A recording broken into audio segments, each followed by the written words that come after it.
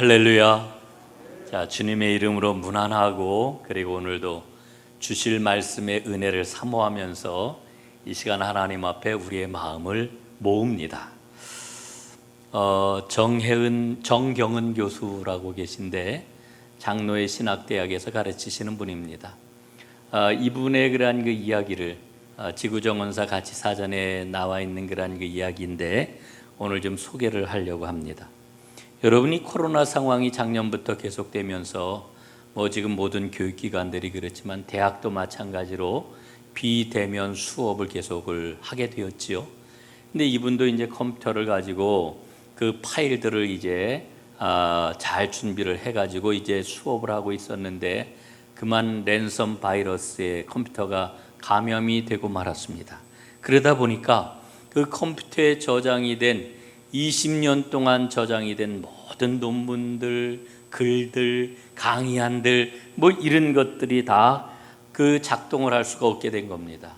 그런 상황을 만나게 되니까 얼마나 마음이 갑갑하고 답답한지 아주 깜깜절벽을 만난 것과 같이 너무너무 힘든 상황이 되었답니다. 그래서 화이트 해커에게 자문을 구했지만 방법을 찾지를 못했고 급한 마음에 컴퓨터 전문 업체에 노트북을 맡겼대요. 그래서 그 기술자에게 좀 잘 풀어달라 이렇게 부탁을 했는데 금방 이제 연락이 오기를 유럽에서 해커가 돈을 요구한다 이래가지고 돈을 이제 요구하는 대로 몇 번 주었다라고 하는 거죠. 급한 마음에 마치 사기를 당하는 것 같은 그런 그 마음이 들긴 했지만 계속 돈을 주었답니다. 그런데 고쳐지지는 않고 수업은 해야 되고 정말 어렵고 힘든 가운데서 간신히 한 학기 강의를 진행을 하였는데 마음도 지치고 몸도 지치고 그래서 완전히 삶이 너무너무 피폐해졌다고 이렇게 이야기를 합니다. 그런데 어느 날 문득 그런 생각이 들었대요. 하나님이 왜 이렇게 나에게 힘든 일을 주셨을까? 왜 이렇게 마음에 힘든 그런 그 상황을 갖게 하셨을까?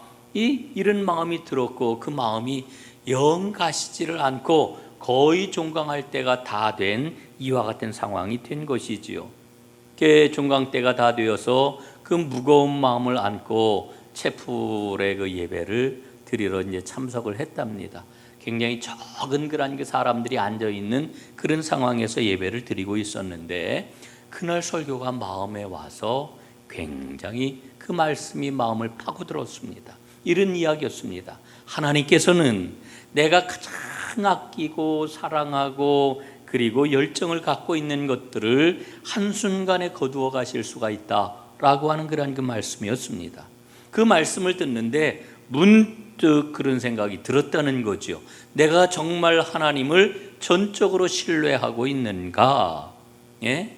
하나님께 모든 것을 맡기고 있는가라고 하는 생각이 들었답니다. 그러면서 내가 하나님을 신뢰하는 그런 그 마음이 옅어졌기 때문에 하나님이 나를 깨우치시려고 이 랜섬 바이러스 피해를 보게 한 게 아닐까라고 하는 그런 그 마음이 아주 깊이 들었다는 겁니다. 그리고 나서 예배를 마치고 돌아와서 다시 보니까 이 랜섬 바이러스 피해를 본 그런 그 파일들이 주로 글들이었던 거예요. 한글 파일들만 랜섬 바이러스 그 피해를 보았고 사진 파일들은 그대로 있더랍니다. 그래서 이제 그간에 이제 보냈던 그런 이메일들, 이를테면은 학교 측과 주고받았던 이메일, 출판사와 주고받았던 이메일, 여러 지인들과 주고받았던 그런 그 이메일 등을 하나하나 정리를 해가지고 그걸 출력을 해냈습니다. 그리고는 책을 출판을 하게 되었답니다. 그리고서는 책을 출판하면서 이런 고백을 하고 있었습니다. 나의 힘으로는 내 능력을 가지고 잘 살 때는 하나님을 신뢰하지 않고 엇나가니까 하나님께서 하나님 신뢰하는 방법을 나에게 다시 알게 해주셨구나. 나의 주인은 하나님이십니다. 감사합니다. 라고 하는 이와 같은 고백을 했다라고 하는 그런 글을 읽었습니다. 여러분, 예배를 영어로 다 서비스라고 그래요. 그런데 이 서비스라고 하는 말은 이를테면 차를 정비할 때도 서비스라고 하는 말을 써요. 군사 용어로도 서비스라고 하는 말을 써요. 그래서 군대에 입대하는 것도 서비스에 참여한다, 이렇게 이야기를 합니다. 입대해서 군인이 된다라고 하는 게 무엇입니까? 나의 권리, 나의 열망, 나의 시간 모두 다 완전히 나라에 바치는 것, 이게 바로 군대 입대하는 것 아니겠습니까?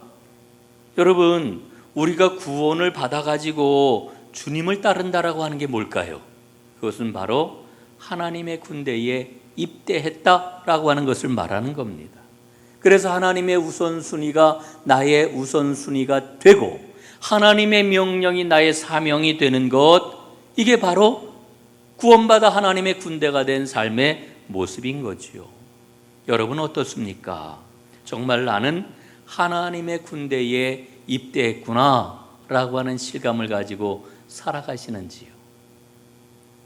우리는 이런 말을 참 많이 사용합니다.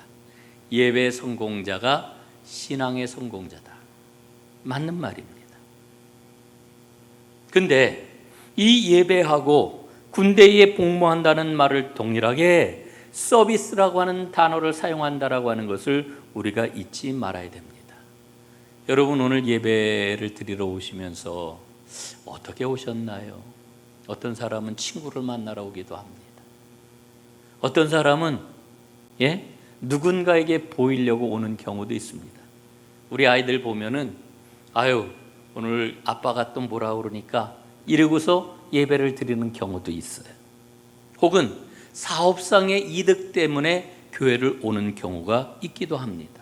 그러나 우리가 교회에 오는 목적은 하나님을 섬기고 다른 사람을 섬기기 위한 겁니다. 자신을 하나님께 온전히 드리기 위해서 우리는 예배를 드리는 거지요. 여러분, 오늘 본문 말씀은 우리에게 무엇을 이야기를 해주고 있느냐 하면은 우리가 우리 자신을 하나님께 바르게 드리기만 하면은 모든 것을 바로 알게 된다, 이렇게 일러주고 계시는 거예요. 하나님의 우선순위가 무엇인지, 하나님이 기대하는 사람의 모습은 어떠한 것인지 이것을 알게 된다라고 이렇게 말씀을 해주고 있는 겁니다. 여러분, 우리는 모두 다 믿음의 길을 걸어가고 있습니다. 이 믿음의 길을 걸어가면서 가장 중요한 게 뭘까요? 하나님을 바로 아는 겁니다. 하나님을 바로 아는 게 너무너무 중요해요. 그런데 하나님을 바로 안다는 것이 과연 무엇이겠습니까? 그것은 바로 하나님이 계셔야 할 자리에 어디냐, 하나님이 계셔야 할 자리가 어디냐, 이걸 아는 거라고 이야기할 수 있는 거지요. 여러분, 한번 살펴보십시오. 나에게 있어서 하나님이 계셔야 할 자리에 바로 계십니까?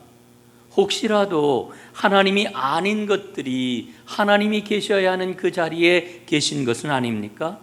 만약에 그렇다라고 하면 그게 바로 우상 숭배입니다. 우리는 흔히 우상 숭배 그러면은 이방신에게 절하거나 이방신에게 어떤 예배하는 종교적인 행위를 제일 먼저 떠올리는데, 여러분, 성경이 말하는 우상 숭배의 본질은 그게 아니에요. 우상 숭배는 하나님 대신에 다른 어떤 것을 숭배하는 겁니다. 가장 대표적인 게 뭘까요? 물질을 숭배하는 거예요. 물질을 숭배하는 거. 물질을 숭배하는 것이 가장 큰 우상 숭배입니다. 여러분, 하나님께서는 이스라엘 백성에게 가나안에 들어갈 때에 뭐라고 말씀을 하셔요? 너희는 가나안에 들어가서 이방 민족들처럼 우상을 숭배하지 말아라. 거듭해서 경고하시고 거듭해서 가르치셨습니다. 우상을 숭배하지 말아라. 그런데 여러분, 이스라엘 역사를 보면 어떻습니까? 이스라엘은 우상을 숭배하지 않은 게 아니라 끊임없이 지속적으로 우상을 숭배했단 말입니다. 바알을 섬겼고 아세라를 섬겼단 말입니다. 참 궁금해요. 하나님이 그처럼 우상을 숭배하지 말아라 이렇게 말씀을 하셨는데도 불구하고 왜 우상 숭배를 끊어내지 못했을까? 바알 신이 어떤 신입니까? 아세라 신이 어떤 신입니까? 그 신이 어떤 신인지를 알면은 우리는 그 답을 찾을 수가 있어요. 여러분, 바알과 아세라는 풍요의 신이에요. 풍요의 신. 다시 말씀드리면은 바알과 아세라는 뭐를 요구했어요? 사람들에게 나를 섬겨라. 그러면 내가 너희를 부유하게 만들겠다. 나를 잘 섬겨라. 그러면 내가 너희를 부자 만들어 주겠다. 이게 바알 신의 정체이고 아세라 신의 정체라고 하는 겁니다. 여러분, 그래서 이스라엘 백성들이 바알과 아세라를 끊지 못했던 겁니다. 여러분, 오늘 우리는 어떤가요? 물질을 숭상하려고 하는 마음은 인간의 마음 가장 깊은 곳에 자리를 잡고 있어요. 여러분 보십시오. 사람은 원래 하나님과 함께 살도록 지어졌어요. 에덴 동산에서 하나님과 함께 살도록 하나님이 만드셨어요. 그런데 인간이 하나님을 배반하잖아요. 인간이 하나님을 거역하잖아요. 그래서 하나님과의 관계가 깨어져 버리고 말잖아요. 그래서 에덴에서 쫓겨나잖아요. 여러분, 인간에게 뭐가 왔습니까? 불안과 두려움이 찾아왔습니다. 이 불안과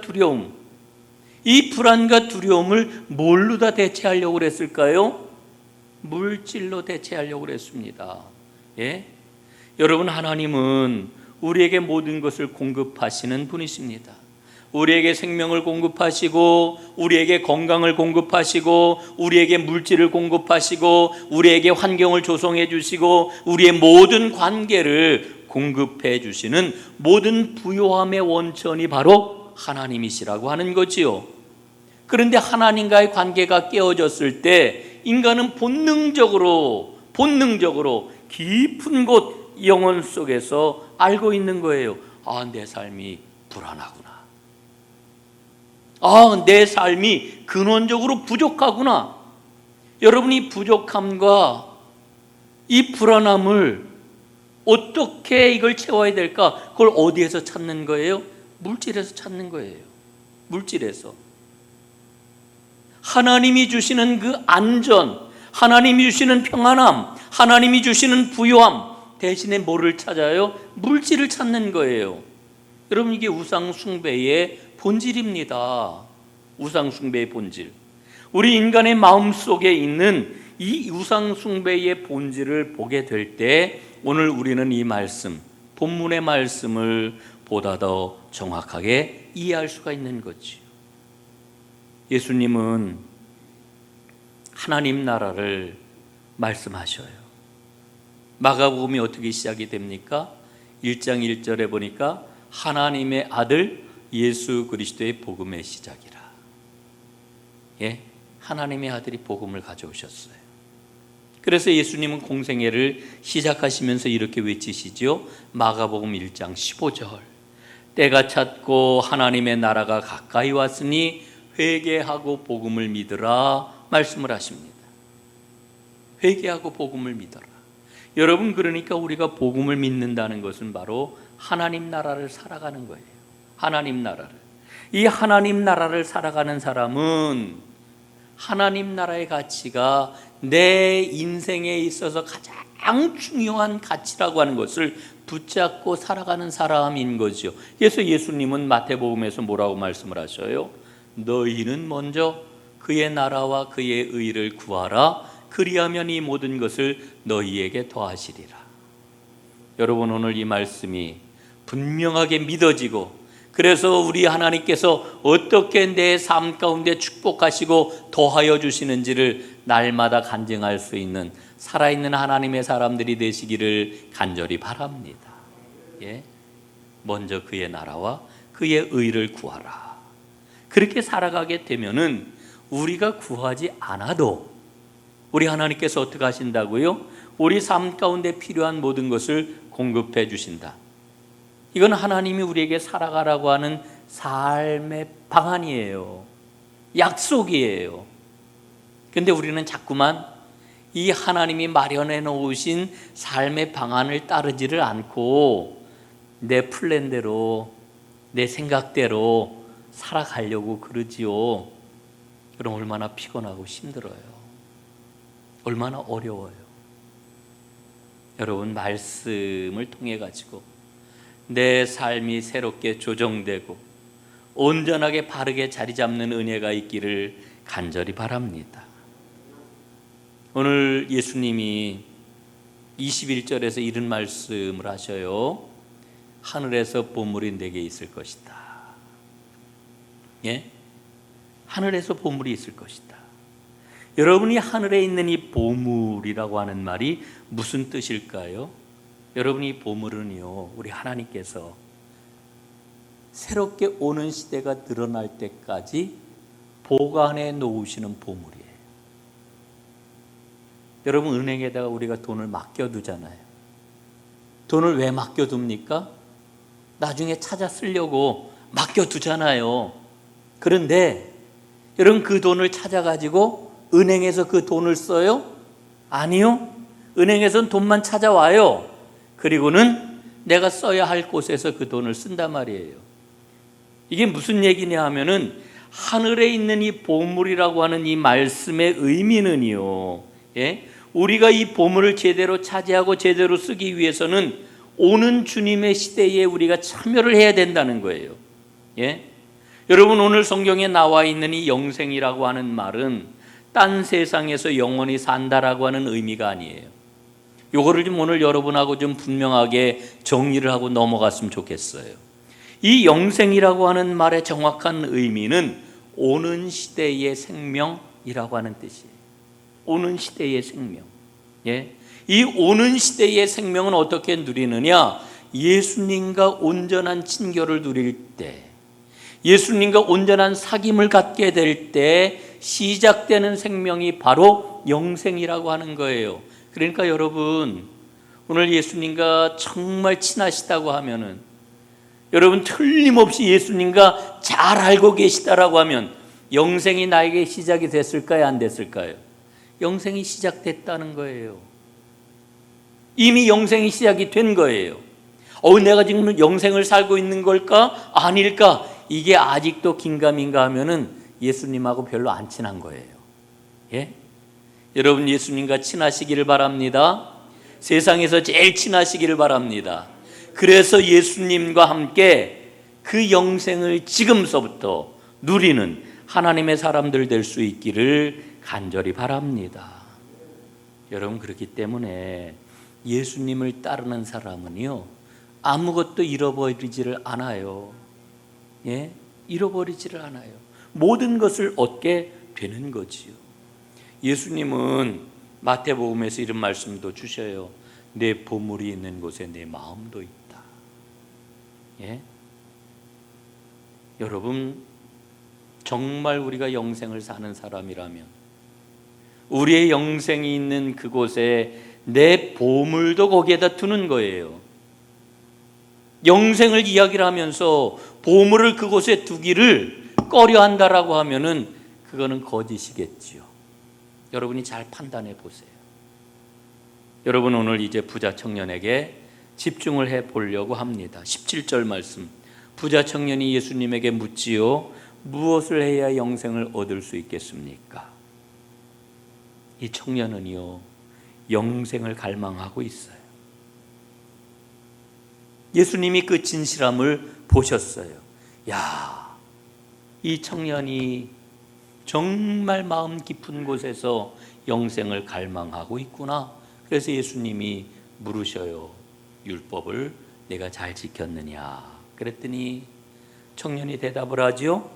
율법의 모든 조항을 제가 너무너무 잘 지켰습니다. 그랬더니 예수님이 너무 흐뭇하셔요. 사랑스럽게 그를 보시면서 이렇게 말씀을 하십니다. 그래, 아직도 한 가지 부족한 것이 있으니 내게 있는 것을 다 팔아 가난한 자들에게 주라. 그리고 와서 나를 따르라. 여러분, 이 말씀은 여러 가지로 해석할 수 있는 그런 말씀이죠.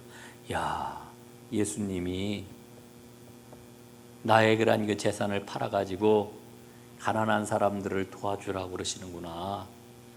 그래서 여기에서 뭐 복지를 해야 된다고 주장하는 사람도 있을 수가 있겠지요. 그건 은혜되는 대로다 그 말씀을 받아들이면 되겠어요. 그러나 본질적으로는 그런 이야기가 아닙니다. 사실은 이 말씀은 청천벽력과도 같은 말씀입니다. 너무 어려운 말씀입니다. 저는요, 내가 정말 돈이 많은 사람이라고 하면은 안 들었으면 좋겠을 그런 말씀이에요. 야, 이 말씀이 좀 성경에 없었으면 좋겠다 싶은 그런 그 말씀이 바로 오늘 이 21절 말씀이지요. 여러분, 오늘 이 예수님이 이런 말씀을 주셨더니 어떻게 했다고요?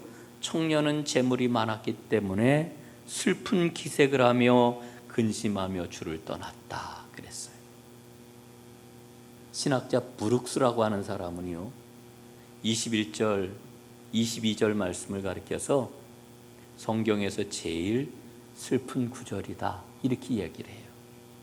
제일 슬픈 구절이다. 그 양반의 그 이야기를 듣고 나니까 저도 이 22절 말씀을 읽는데 마음이 좀 슬프더라고요. 예? 정말 슬퍼요. 그런데 여러분 생각해 보면은 어디 이 청년뿐이겠어요? 만약에 내가 그 자리에서 예수님의 말씀을 들었다라고 하면은 나는 어땠을까? 나도 슬픈 마음을 가지고 근심하면서 주를 떠나지 않았을까? 이런 마음이 드는 거지요. 어떤 분은 이런 이야기도 해요.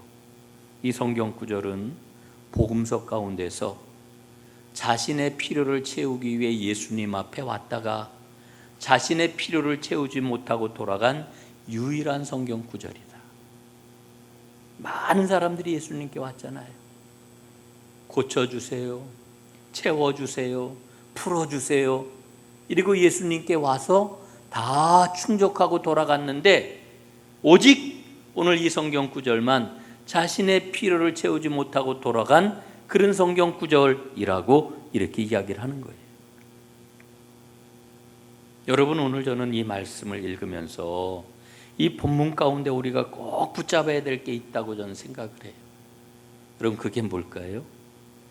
하나님과 나 사이에 자리 잡고 있다는 게 있어요.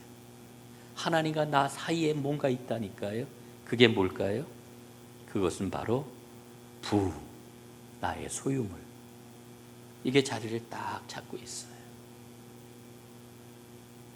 그런데 내가 가지고 있는 그 소유물이 하나님과 나 사이에 지금 어떻게 작동을 하고 있느냐, 이걸 보는 게 우리 믿음의 모든 거예요. 믿음의 전부예요. 이걸 볼 수 있어야 돼요. 하나님과 나 사이에 자리 잡고 있는 이 부와 소유물이 지금 어떻게 작동이 되고 있느냐. 여러분, 어떻게 작동이 되고 있습니까? 당시 사람들은 물질은 하나님의 축복이라고 생각을 했어요. 하나님은 의로운 사람에게, 하나님은 믿음이 좋은 사람에게 많은 소유로 복을 내려주신다고 믿었어요. 그런데 오늘 예수님의 말씀을 보니까 너무 놀랍고도 충격적인 말씀을 주셔요. 예? 부자가 천국에 들어가는 게 낙타가 바늘기로 나가는 것보다 더 어렵대요. 무슨 얘기예요? 불가능하다는 얘기잖아요. 부자는 천국에 못 간다는 거예요. 얼마나 충격을 받았겠어요. 아니, 부자는 하나님의 축복으로 부자가 되었다고 믿는데 그 사람이 천국을 못 간다니, 이게 어떻게 말이 돼요? 여러분, 오늘 우리의 삶을 한번 생각을 해 보십시오. 우리가 살아가고 있는 세상은요, 예수님 당시보다도 훨씬 더 물질적입니다. 물질의 힘이 얼마나 강한지 몰라요. 사람의 목숨, 물질 앞에서는 아무것도 아니에요. 돈을 얼마를 들이든지 사람 살려야지가 아니라 돈이 이렇게 있는데 사람까지 거 여러분, 이게 지금 우리 사회에 작동이 되고 있어요. 지금 세계적으로 엄청난 신드롬을 일으키고 있는 드라마가 있죠. 넷플릭스에 개봉된 그런 그 드라마인데, 오징어 게임. 여러분 보셨어요? 저도 우리 아이들이 오징어 게임 너무 재밌다고 그래가지고 오징어 게임을 봤어요. 총 9번인가 몇 번 이렇게 이제 나오는 드라마인데 제일 첫 번 1화를 보고 너무너무 재밌더라고요. 2화를 보는데도 재미가 있었는데 막 중간쯤 가니까 사람들이 막 죽어요. 그냥 막 죽어요. 그래가지고 끔찍해서 나는 더 이상 못 보겠다. 거기서 포기를 하고 저는 그 다음을 못 봤는데, 여러분 오징어 게임에 보면은요, 게임에서 지면은 그냥 막 죽어요. 정확하게 표현을 하면은 죽여요. 죽임을 당해요. 여러분 얼마나 끔찍한 일입니까? 드라마에서 표현되는 이 죽음은요, 매일같이 우리 사회에서 일어나는 사회적인 죽음, 사회적인 실패, 패배, 뭐 이런 것들을 상징하는 거겠지요.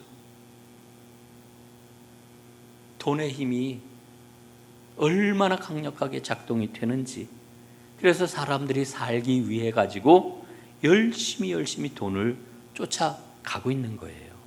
그런데 오늘 예수님의 말씀이 뭡니까? 돈 안에 생명이 없다는 거예요. 오징어 게임을 한번 보세요. 제가 오징어 게임을 해설하는 그러한 그 여러 글들을 읽어보니까요, 오징어 게임을 관장하는 제1번 이 사람, 그 모든 게임을 관장하고 돈도 엄청나게 많은 사람인데 결국 그 사람 죽어요. 예수님은 말씀을 하셔요. 돈을 많이 가졌다고 천국에 들어가는 게 아니다.